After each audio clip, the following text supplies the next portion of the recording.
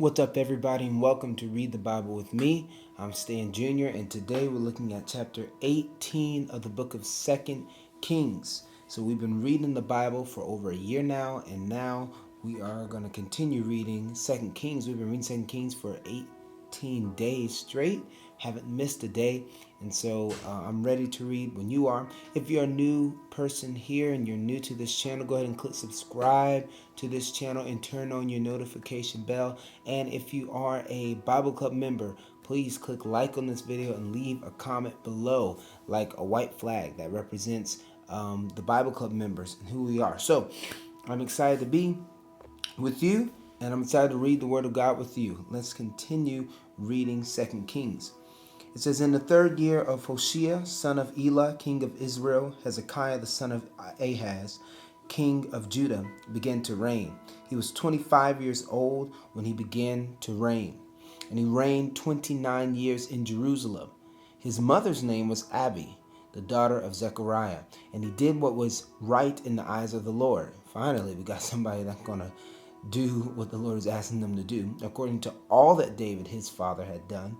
He removed the high places, finally, and broke the pillars and cut down the Asherah.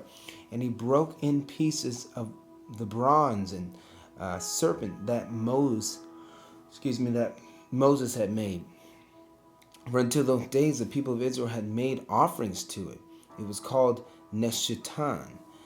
He trusted in the Lord, the God of Israel, so that there was none like him among all the kings of Judah after him, nor among those who were before him. So Hezekiah was a great king so far. He took down the high places. He's doing what the Lord told him to do, and he's famous because there was no king like him, and because he trusted in God. That's what he's known for. And whenever we read these people, you got to understand, you want to be known for something. Don't you want people to say to you, like, you know, this person on your gravestone, this person trusted in God. Like, the one thing they remember about you is that you trusted God. I think that is so, like, that's something really, something you really want to strive for. That you become a person that just trusts God.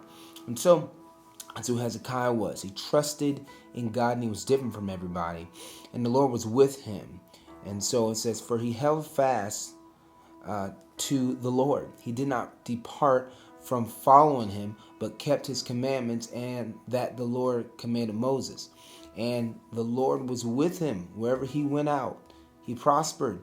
He rebelled against the king of Assyria and would not serve him. He struck down the Philistines as far as Gaza and its territory from the watchtower and fortified city. See, he wasn't afraid of his enemies because he trusted in God. This is all hinged and dependent on his trust in God. He wasn't afraid of his enemies because he trusted the Lord. In the 4th year of Hezekiah, which was the 7th year of Hoshea, son of Elah, king of Israel, Shalmaneser, king of Assyria, came up against Samaria and besieged it. And at the end of the 3 years, he took it. In the 6th year of Hezekiah, which was the 9th year of Hoshea, king of Israel, Samaria was taken. The king of Assyria carried the Israelites away to Assyria and put them in Halah and on the harbor, the river of Gozan, and in the cities of the Medes, because they did not obey the voice of the Lord their God, but transgressed his covenant, even all that Moses, the servant of the Lord, commanded. They neither listened, they didn't listen or obey. In the 14th year of King Hezekiah, Sennacherib, king of Assyria, came up against all the fortified cities of Judah and took them. And Hezekiah, king of Judah, sent to the king of Assyria at Lachish, saying, I have done wrong, withdraw from me. Whatever you impose on me, I will bear. And the king of Assyria required Hezekiah, king of Judah, 300 talents of silver and 30 talents of gold. And Hezekiah gave him all the silver that was found in the house of the Lord and in the treasuries of the king's house. At that time Hezekiah stripped the gold from the doors of the temple of the Lord and from the doorposts that Hezekiah, king of Judah, had overlaid, and gave it to the king of Assyria. And the king of Assyria sent to Tartan the Rabsaris and the Rabashakeh with a great army from Lachish to King Hezekiah at Jerusalem. And they went up to and came to Jerusalem. When they arrived, they came and stood by the conduit of the upper pool, which is on the highway to the washer's field. And when they called for the king, there came out to them Eliakim, the son of Hilkiah, who was over the household, and Shebna, the secretary, and Joah, the son of Asaph, the recorder, and the Rebeshkah, said to them, Say to Hezekiah, Thus says the great king,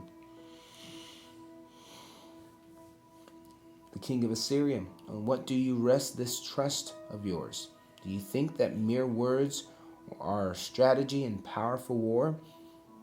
In whom do you now trust and have rebelled against me? Behold, that you have rebelled against me. Behold, you are trusting now in Egypt, that broken reed of a staff which will pierce the hand of any man who leans on it. Saying that you're trusting in Egypt when Egypt's like cutthroat. Egypt will come and take over when they feel like it, because they're the greater power. So he said you're trusting in them. And the broken reed of the staff which will pierce the hand of any man who leans on it, such as Pharaoh, king of Egypt, to all who trust in him. He said he's two-faced. If you trust in him, he's going to take advantage of you. And so, but if you say to me, we trust in the Lord our God, is it not he whose high places and altars Hezekiah has removed, saying to Judah, said to Jerusalem, you shall worship before this altar in Jerusalem. Come now, make a wager with my master, the king of Assyria. I will give you 2,000 horses. If you are able on your part to set riders on them, how then can you repulse a single captain among the least of my master's servants, when you trust in Egypt for chariots and for horsemen? Moreover, is it without the Lord that I have come up against this place to destroy it? The Lord said to me, Go up against this land and destroy it. Then Eliakim, the son of Hilkiah, and Shebna and Joah said to Rebeshkah, Please speak to your servants in Aramaic, for we understand it. Do not speak to us in the language of Judah, within the hearing of the people who are on the wall. But the Rabshakeh said to them, Has my master sent me to speak these words to your master and to you, and not to the men sitting on the wall, who are doomed, with you to eat their own dung and to drink their own urine? Oh my goodness. And then the Rabshakeh stood and called out in a loud voice in the language of Judah, Hear the word of the great king, the king of Assyria. Thus says the king, Do not let Hezekiah deceive you, for he will not be able to deliver you from my hand. Do not let Hezekiah make you trust in the Lord, by saying, The Lord will surely deliver us, and the city will not be given into the hand of the king of Assyria. Do not listen to Hezekiah, for thus says the king of Assyria, Make your peace with me, and come out to me. Then each one of you will eat his own vine, and each one of his own fig tree, and each one of you will drink the water of his own cistern, until I come and take you away to a land like your own land, a land of grain and wine, a land of bread and vineyards, a land of olive trees and honey, that you may live and not die. And do not listen to Hezekiah when he misleads you by saying, The Lord will deliver us. Has any of the gods of the nations ever delivered his hand out of the hand of the king of Assyria? Where are the gods of Hamath and Arpad? Where are the gods of Sepharvaim, Hena, and Eva? Have they delivered Samaria out of my hand?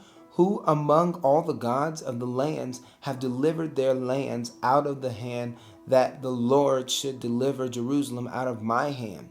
But the people were silent and answered him not a word, for the king's command was, Do not answer him. Then Eliakim, the son of Hilkiah, who was over the household, and Shebna, the secretary, and Joah, the son of Asaph, the recorder, came to Hezekiah with their clothes torn and told him the words of Rabshakeh. And this is so important. Rabshakeh is talking about all this, saying, all these other people that serve these other gods, they all fell to the king of Assyria. And he's like, don't listen to your king that worships Yahweh, because you're going to be just like all these other people. But what Rabshakeh didn't understand is that they were serving the true and living God, not just a man-made God. And so when people talk like this, you can call their bluff. You say, well, my God will, if my God is for me, who can be against me? That's when you start talking real big, because you're just like, man, you don't have it. I actually am on the winning side.